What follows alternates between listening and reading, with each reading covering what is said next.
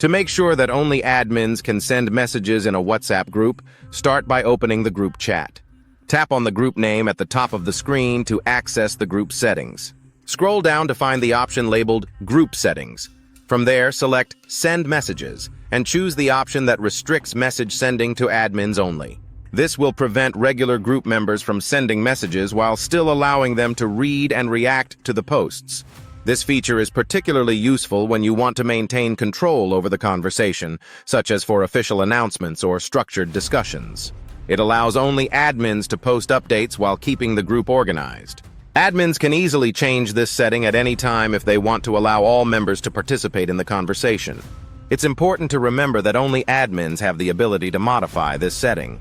If you're an admin, you can also manage the admin roles of other members, giving them the ability to control settings in the future.